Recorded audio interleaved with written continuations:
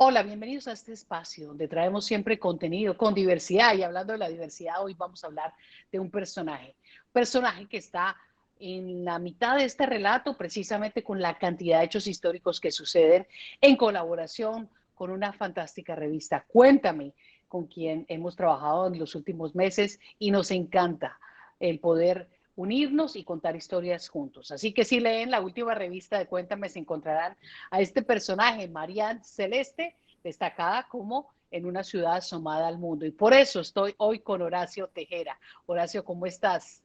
Muy bien, Marta, muchísimas gracias por tenerme contigo y con tu gente. Y bueno, listo para aprovechar esta tarde para hablar de esta chica que, como hablamos en algún momento, casi no sabemos nada. Exactamente, hubiéramos tomado a cualquier otra persona, es decir, este nombre no nos dice mucho. María Celeste, un personaje NN, pero que además describe una etapa que estaba sucediendo por el año 1795 en Nueva Orleans. Entremos en materia entonces, Horacio.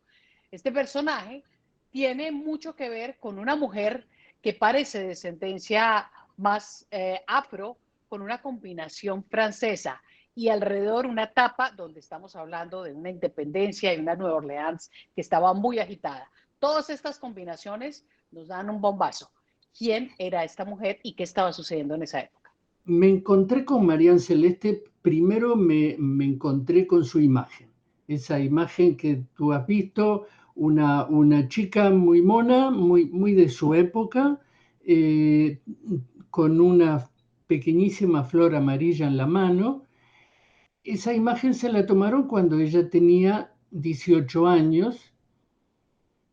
Lo primero que tenemos que pensar es si hay una pintura de esta chica y esa pintura fue confeccionada por uno de los artistas de la, digamos, entre comillas, alta sociedad hispana del Caribe, es porque esta chica era de una familia de dinero. Uh Una -huh. de las cosas que me sorprendieron en el primer momento es, esta chica viene de una familia de dinero, pero por lo que veo es negra. Entonces me interesó saber quién era y me encontré.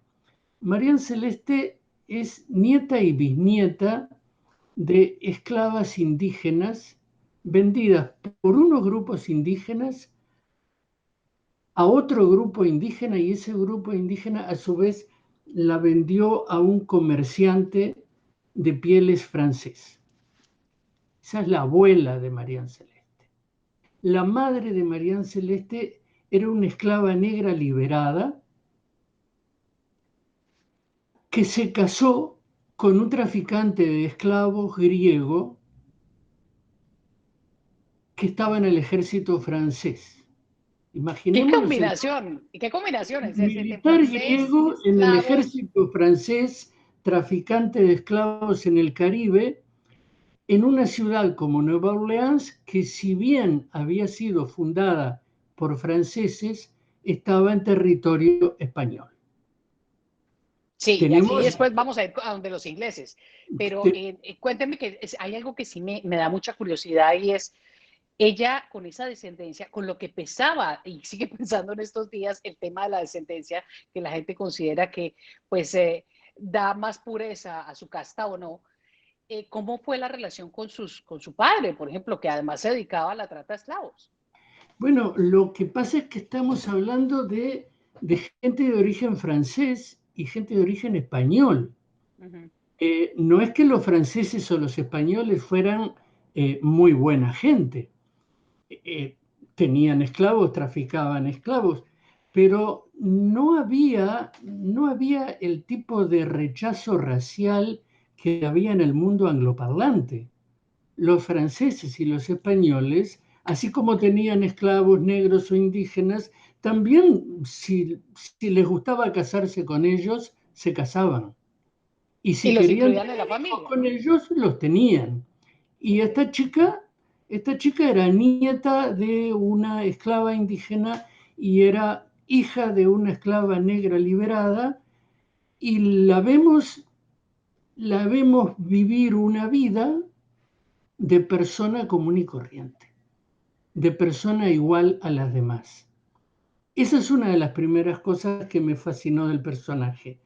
Pero después lo que me fue resultando interesante fue ver qué cosas iban sucediendo a lo largo de su vida e imaginar cómo ella podía haber vivido esos cambios que se producían en la ciudad en que ella vivía y en la región del mundo en que ella vivía, mientras hacía lo que hacemos todos nosotros, que es ser niños, crecer, ser adolescentes, tener ilusiones. Está ella a los 18 años con esa flor amarilla, muy poco después se casó, pero María Celeste nació unos meses después de que se independizaron las 13 colonias británicas de Norteamérica, es Y decir, sí. los Estados Unidos. Y estamos hablando de una etapa y un momento muy complejo, de mucha violencia, especialmente en esa zona. ¿Qué sucedía? Si se habían acabado de independizar, ¿qué sucedía en las calles? Lo que pasa es, lo que sucediera en las 13 colonias, a María Celeste la tenía Sin cuidado. completamente despreocupada, porque ella vivía muy lejos de allí. Ujú. Las 13 colonias con las que se iniciaron los Estados Unidos estaban sobre la costa del Océano Atlántico, eran muy pequeñas, Y nadie les había puesto atención ni se imaginaban llegaban, que iban a ser claro, fuertes. llegaban apenas hasta los Montes Apalaches, y todo el territorio, desde los Montes Apalaches hasta el río Mississippi, eran territorios que los ingleses habían reservado como reserva indígena, es decir, los indígenas que habían sido expulsados de esas 13 colonias vivían en esos territorios, no eran los Estados Unidos. Y desde el río Mississippi hacia el Océano Pacífico, eso era España, eso era territorio español, incluida la ciudad de Nueva Orleans. Por lo tanto, Ujú. eso que había sucedido para María Celeste pudieron haber sido cosas que escuchó de niña. Lo que sí ella tiene que haber percibido es que en los primeros 10 años de su vida, los Estados Unidos empezaron a expulsar a los indígenas que vivían entre los Apalaches y el Mississippi. Se Es decir, desconocieron los tratados que tenían los británicos con es los indígenas. claro, es claro, durante los 10 primeros años de su vida, ella debe haber visto ese trasiego continuo de personas que se iban de un lugar de donde los estaban expulsando. Y debe haber vivido otro hecho fundamental que fue que todos esos territorios al este del Mississippi empezaban a poblarse de esclavos, porque empezaban a haber plantíos de algodón, empezaban a necesitarse esclavos, se habían expulsado a los indígenas, y su padre era un mercader de esclavos. Los esclavos entraban a toda esa parte sur de los Estados Unidos a través del puerto de Nueva Orleans. Y aquí me voy a ir un poquito de historia, ya que está haciendo la conexión. Cuando estamos pensando en Nueva Orleans, estamos pensando en el jazz, en la música que viene del mundo afro y de cómo los esclavos empezaban a expresarse a su propia forma, de su manera, para contar lo que les sucedía en su vida diaria, en lo que les tocaba hacer. Y yo no sé si ahí usted me puede hacer la conexión. Precisamente Nueva Orleans tiene toda esa descendencia que venía ya desde esta época. Es claro, porque ya en esa época era un puerto De receptor de comercio. esclavos y Uh -huh. distribuidor de esclavos hacia el resto. María Celeste debe haber vivido eso porque incluso ahí estuvo la base de la fortuna de su padre. Uh -huh. Y si la familia de María Celeste tenía suficiente dinero como para que se pintara ese cuadro cuando ella cumplía 18 años, mucho de ese dinero debe haber venido del trabajo de su papá, y el trabajo de su papá era traficar con esclavos. ¿Y cómo debió haber seguido su vida ya después de que se casa y los ingleses van Todavía no, llegando? olvídate de los ingleses. No tenemos Yo ingleses por estaba ahora. mezclando los ingleses Por ahora después. solo tenemos franceses y españoles que eran los que vivían en Nueva Orleans. Pero en 1791, cuando todavía no se había pintado el cuadro, es decir, cuando María Celeste tenía unos 14 años, comenzó una guerra que fue determinante para todo lo que pasó después, no en ese lugar, sino en el mundo, que fue, Levantamiento de esclavos. que fue el primer levantamiento de esclavos exitosos de toda la historia, la primera revolución independentista latinoamericana, que fue el levantamiento de los esclavos de Haití. Eso tuvo mucha influencia en la vida de María Celeste por muchas cosas que vamos a ver después. Para empezar, porque empezaron a llegar a Nueva Orleans los, los inmigrados, los refugiados, plantadores blancos de Haití que huían hacia el continente. Empezaron a llegar a Nueva Orleans esas personas aterradas por lo que habían vivido en Haití, empezaron a, por supuesto, contagiar ese terror que traían con ellos a todo el resto de la población.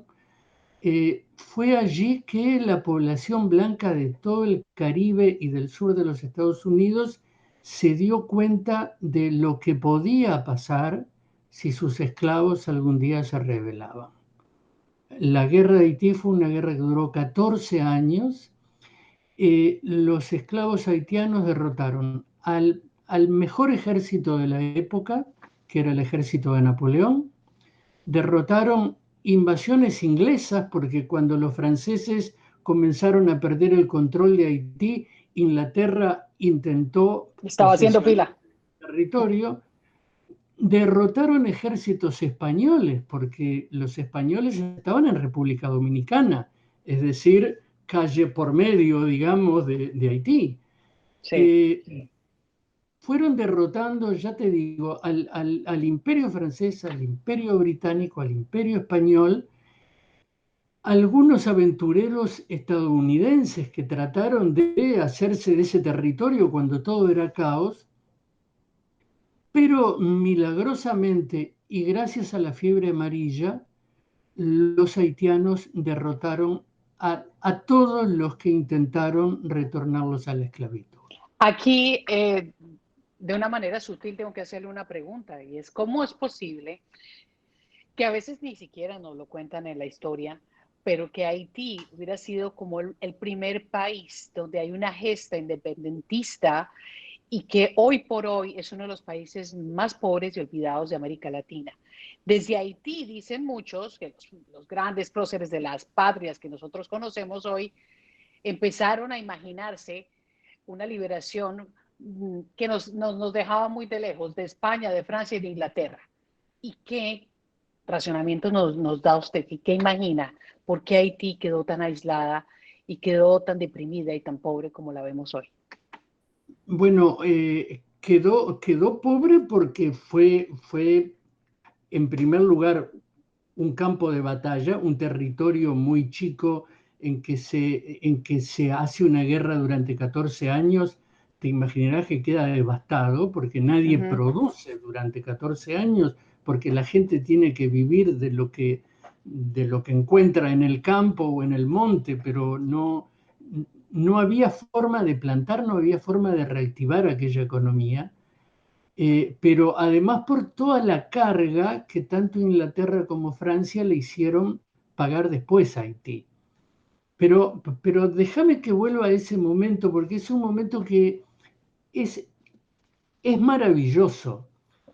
Te cuento que después de mucho derrotar a los ejércitos franceses, Napoleón, en un momento en que empezaba su auge, tiene un plan maestro para lo que sería el resto de la historia. Un plan maestro que si hubiera salido bien, nos hubiera dejado a Francia como la primera potencia mundial.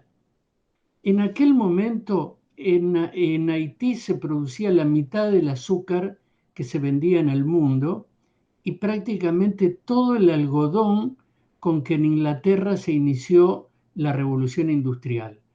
Tú sabes que la Revolución Industrial empezó con telares movidos mecánicamente, pero para mover telares necesitas fibras, y la fibra en ese momento era el algodón, y el algodón se producía casi exclusivamente en Haití. Todo el Ujú. algodón que llegaba a Inglaterra venía de Haití. Aquí viene otro Haití, personaje que es Toussaint, que yo creo que ahora lo vamos a mezclar con lo que vamos le a sucedió. llegar, vamos a llegar. En Haití se producía la tercera parte de todas las riquezas de Francia. Ujú. Imagínate lo que puede ser eso. Imagínate Luis XIV, Luis XV, la construcción del Palacio de Versalles. Imagínate que todo A eso costas de sale Haití. del trabajo de 500.000 esclavos de Haití. Bien, iba a ser Eh, un emporio, ¿y entonces qué pasó? la idea que tenía Napoleón, porque recordemos que toda la Luisiana, si bien era territorio español, por un tratado entre España y Francia, en esos años había pasado a ser territorio francés. La idea de Napoleón era: hago en toda la Luisiana, es decir, en la tercera parte del territorio norteamericano, lo mismo que estoy haciendo en Haití. Es decir, los llenamos de esclavos, los hacemos producir y somos el emporio comercial del mundo futuro. El emporio del imperio. Lo tienen todo. Molesto, claro, molesto porque ya estaba sufriendo demasiadas derrotas en Haití. En un momento se decide a terminar con todo aquello, entre otras cosas con Toussaint, que era el líder, digamos, en ese momento de la revolución haitiana. Y manda 50.000 efectivos a Haití y 20.000 a Nueva Orleans. Eso hizo temblar al mundo. 50.000 soldados a Haití implicaba el ejército más poderoso que nunca había cruzado el Océano Atlántico. Eso se llama tener seguridad. Y es que Y, se supone que le iban a ganar, ¿no? y 20.000 a Nueva Orleans implicaba aposentar en Luisiana un ejército de más del doble que los efectivos que tenía el ejército de los Estados Unidos.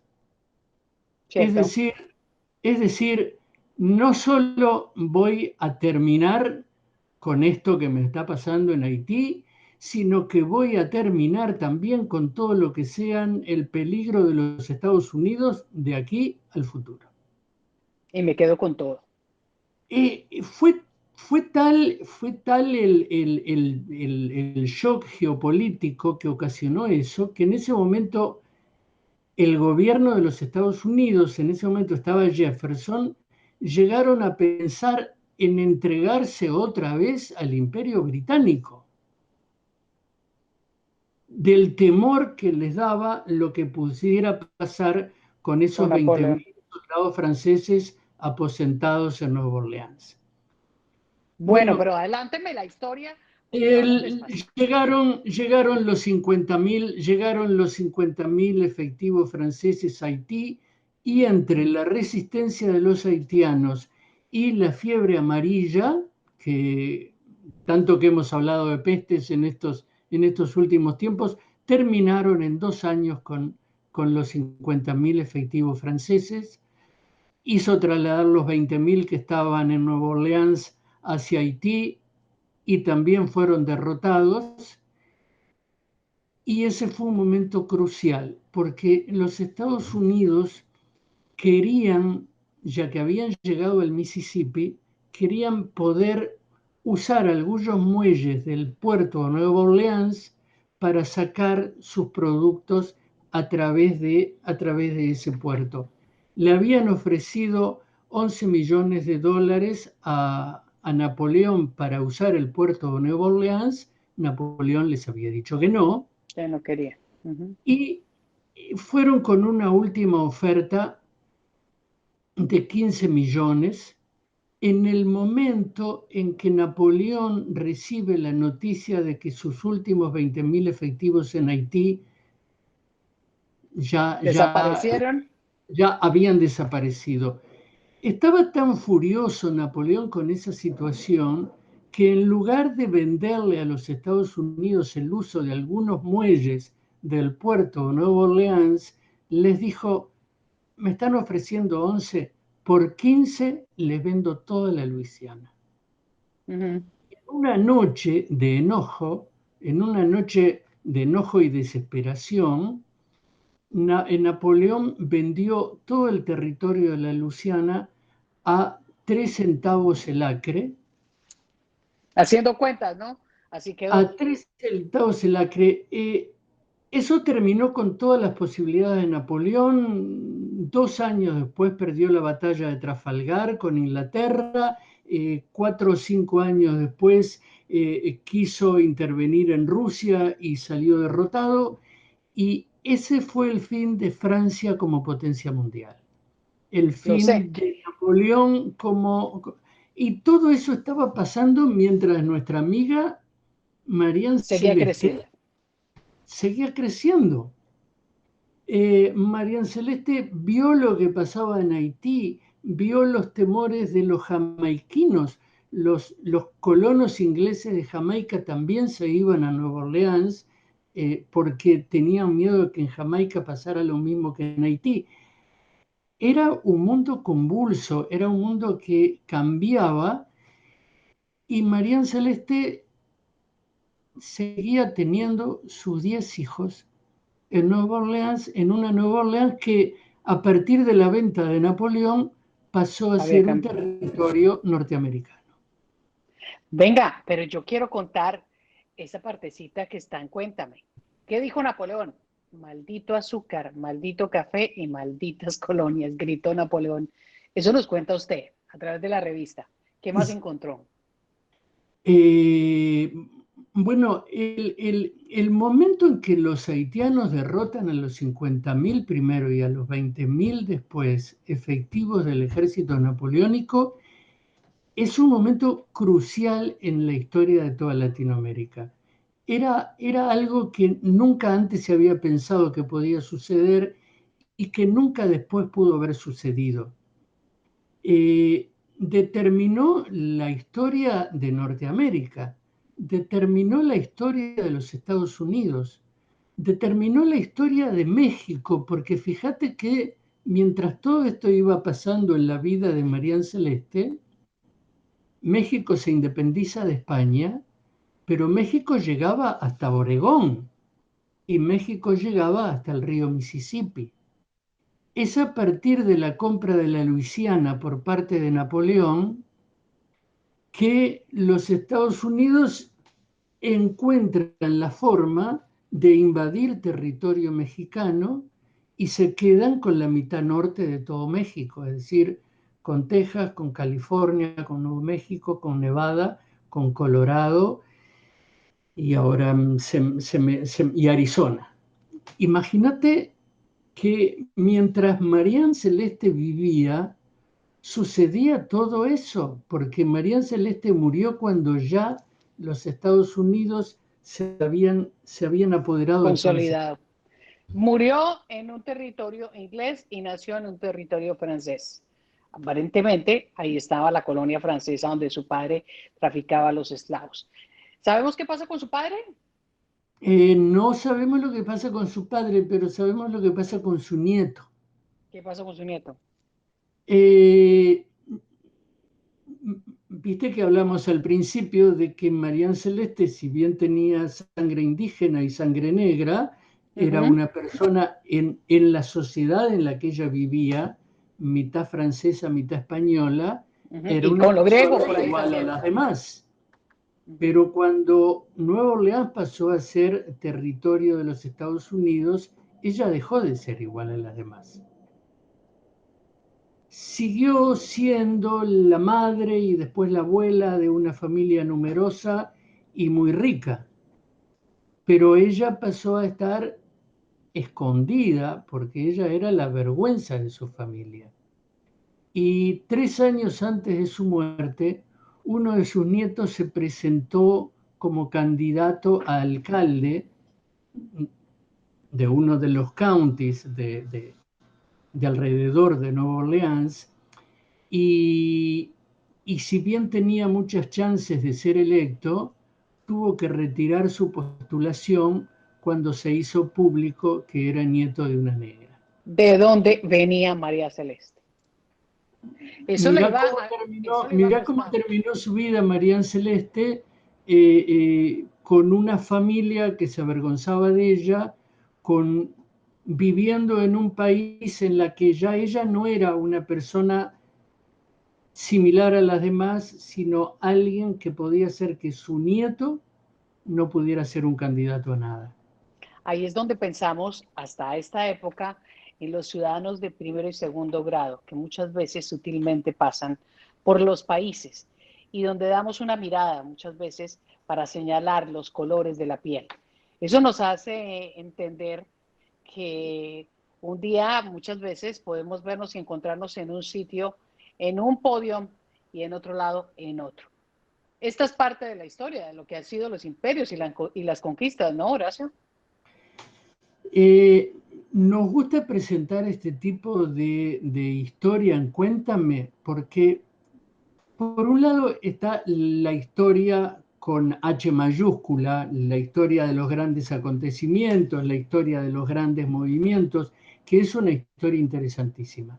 Pero enhebrada con toda esa historia con H mayúscula, hay miles y miles y miles de historias con H minúscula, historias como la tuya y la mía, que es lo que nos gusta rastrear en Cuéntame. En Cuéntame nos gusta hacer alusión a las grandes historias a través de las pequeñas historias. De Y la, personas normales, de gente de que, personas normales como vos y yo, exacto. que no hemos matado a nadie, que no tenemos ningún poder, que tampoco traficamos esclavos. Eh, la historia de Marianne Celeste además me fascinó porque lo único que sabemos de ella son datos que tienen que ver con otras personas, porque ella seguramente era una persona culta para la época, seguramente era bilingüe, hablaba español y hablaba francés porque vivía en Nueva Orleans, pero no hay ninguna carta escrita por ella, no hay nada escrito por ella, porque por supuesto no sabía leer ni escribir. Y Eh, Marian Celeste murió en 1856, como dice Horacio, con sus 10 hijos. No sabemos cómo pensaba, qué sentía y que después de tantos cambios hubiera pasado por su corazón para dejar este mundo. Yo quiero cerrar con esta analogía y es mucho de lo que nosotros hemos vivido en los últimos años, Horacio. Nos ha cambiado la vida, la tecnología, el teléfono, la manera de conectarnos, la globalización, el mundo de la economía, que lo hablamos cuando estábamos hablando de la peste negra. Y hoy en día estamos viendo una pandemia que nunca nos hubiéramos imaginado tendríamos que vivir. Entonces, ciérreme usted con una moraleja. ¿Cuál moraleja le dejaría usted a nuestra audiencia hoy? una moraleja para la audiencia, que algún día, dentro de 100, 200 o 300 años, puede haber alguien que para contar la historia de esta época tome la tuya o la mía o de alguien que nos está escuchando y diga, voy a contarles todo esto que pasó en el siglo XX y en el siglo XXI a partir de estas tres personas. Sabemos que se llamaban Marta, Horacio y Joaquina, Y y Jonathan también. de ellos no sabemos casi nada. Sería fantástico que algún día alguien nos tome para contar con nuestras pequeñas historias las grandes historias de las que estamos siendo testigos. Pues eso es lo que estamos haciendo. Y le dijimos a Horacio Tejera, que nos encanta hablar con él, cuéntame la historia de Marian Celeste. Gracias a ustedes por seguirnos y que nos demos cuenta que día a día hacemos historia. De pronto no para lo que estamos viviendo ahora, para los que vienen, pero en un futuro alguien nos tendrá en cuenta. Un abrazo, feliz tarde, mañana, noche, donde quiera que te encuentres y gracias por seguir nuestras redes que siempre buscan contenido para que todos aprendamos un poco más. Y si les sirve, qué bueno. Y si no, sigan adelante, que les vaya muy, pero muy bien. Un abrazo. Chao.